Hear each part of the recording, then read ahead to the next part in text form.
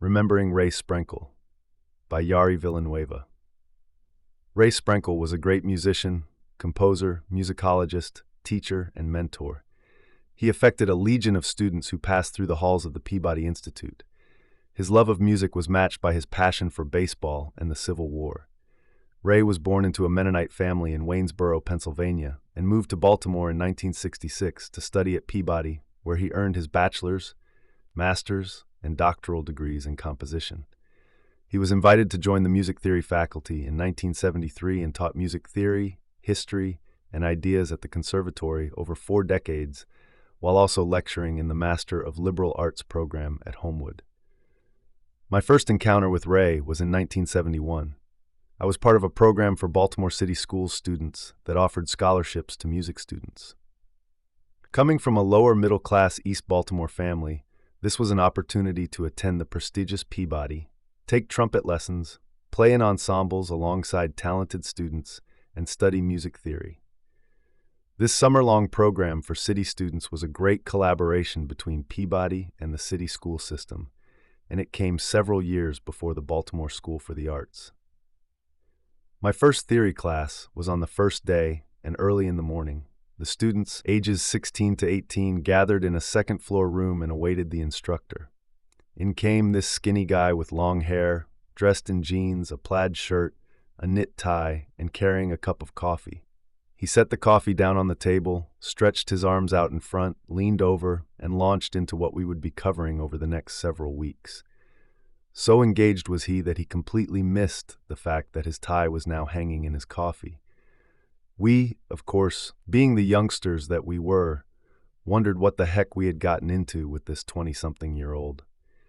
That became quite evident when he started on the basics we needed to understand music theory. My experience with the summer programs and in the preparatory department eventually earned me a spot in the conservatory in 1973.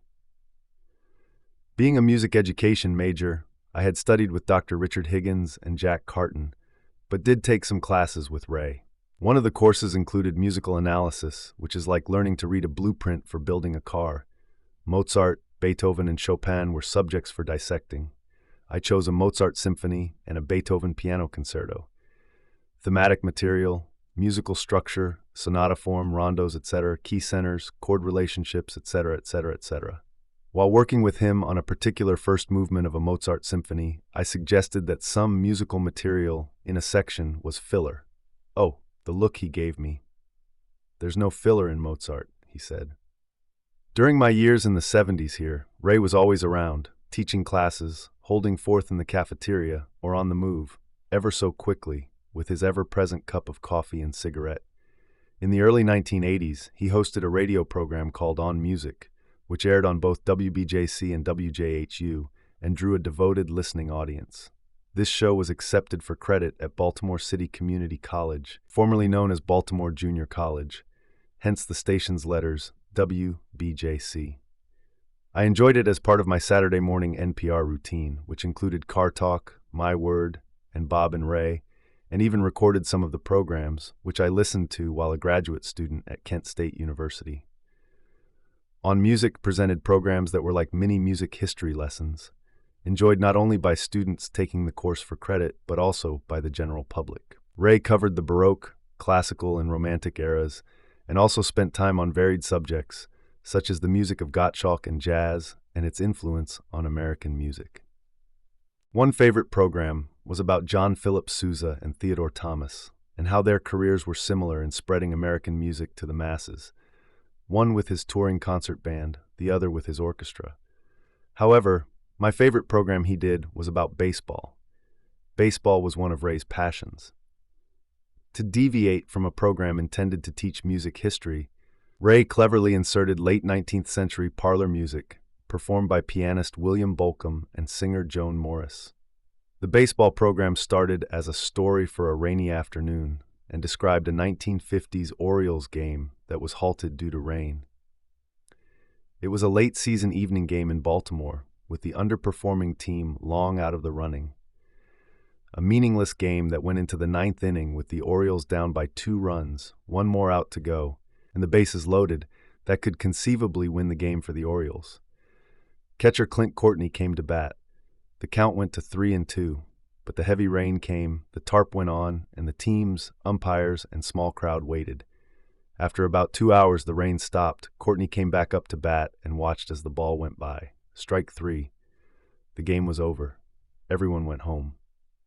The other story told was from the 1962 season, when New York Mets center fielder Richie Ashburn and shortstop Elio Chacon collided in the outfield way too often. When Ashburn went for a catch, he would scream, I got it, only to run into Chacon, a Venezuelan who spoke only Spanish. A team meeting produced a great idea. If the ball came out to center, which was that fielder's domain, he should yell, Yo la tengo, meaning, I got it. Once this was explained to Chacon, he happily replied, Sí, yo la tengo. That night, a ball was hit to short center, and Ashburn ran in yelling, Yo la tengo. Chacon pulled up short to allow Ashburn his due. Ashburn was ready to catch the ball, only to be knocked flat by the left fielder, Frank Thomas. These anecdotes, told by Ray and featuring music to enhance the storyline, showed the audience that music is an important part of our American culture. He delivered the story straightforwardly. His voice was that of a lecturer, hidden behind the vocal nuances of a storyteller. Ray was also an active announcer during the WBJC fundraisers. People pledging could request their favorite music, and often this included the Pachelbel Canon. Ray, leaving out no potential pledgers, announced, All those who have just had it with the Pachelbel Canon, call in and pledge. Ray taught about Bartók, Berg, and other 20th century composers, but the music he wrote as commissions was, in my opinion, among the best American music by a modern composer. Although he taught and analyzed the music of 20th century composers, the music he wrote had a very tonal American sound to it. What exactly is that American sound? The music of Samuel Barber, Leonard Bernstein, and Aaron Copland comes to mind. Their music influenced so many other American composers and has been widely imitated in film scores by the likes of John Williams, James Horner, Elmer Bernstein, Randy Newman, and Alan Menken. The use of open fourths and fifths, mode mixture, folk-like melodies, and lyrical brass can be found in Ray's works. We hear that sound in the opening of his composition Sister Anne for chorus and brass quintet. I know this because I had become familiar with some of his works. In the 1990s, I was asked by Ray to engrave music of his. I was honored to work on them. Mostly choral works, but also some nice ones for chamber orchestra. As a music engraver, one who puts handwritten music into notation by computer, you get a chance to look at and analyze music closely. This led to discussions with Ray about music notation and forms. I really enjoyed it, as I felt I was receiving wonderful instruction from a master. As an American composer, Ray looked to American sources for his texts. Two that stand out are his Sister Anne, with text by James Weldon Johnson, and Music Always Round Me, with text by Walt Whitman. I think it's appropriate to mention Johnson's work today's, as Ray embraced the text of his Go Down Death, subtitled A Funeral Sermon, which portrays death as a comforting transition, not an ending. Using a preacher's voice to console a grieving family, by describing God sending death to bring the weary Sister Caroline to Jesus for rest, emphasizing faith, hope, and the rich imagery of the African-American Southern black preaching tradition. Day before yesterday morning, God was looking down from his great, high heaven, looking down on all his children, and his eye fell on Sister Caroline, tossing on her bed of pain, and God's big heart was touched with pity, with the everlasting pity. Weep not, she is not dead. She's resting in the bosom of Jesus. Heartbroken husband, weep no more. Grief-stricken son, weep no more. Left lonesome daughter, weep no more. She only just gone home. The idea of home speaks to us so much in our daily lives. Home is a great metaphor. Biblical references tell us that we shall fear no evil, as we will dwell in the house of the Lord. There is a wonderful African-American spiritual called Going Home, based on Dvorak's New World Symphony, that talks about home. Home is not far away. Home is a representative ideal of a place where we find comfort. Websites have a home button. When you get lost, you can always hit the home button. In baseball, home is marked by a plate that is interestingly shaped like a house, a home. And when you travel around the bases, you can arrive safely at home. I'm sure Ray understood that. Home can be almost anything. a house, or a place. We have all experienced a place where we feel safe, warm, and loved. Ray experienced home in so many places. At his home, where he grew up in Pennsylvania, in his house on Northern Parkway, where he lived with Linda, in the conservatory where he spent so much of his life as a teacher, mentor, and leader. Indeed, today is a sort of graduation day. It is a day that we celebrate and remember that Ray was a child of God. He's rounded third, and now he is safe at home.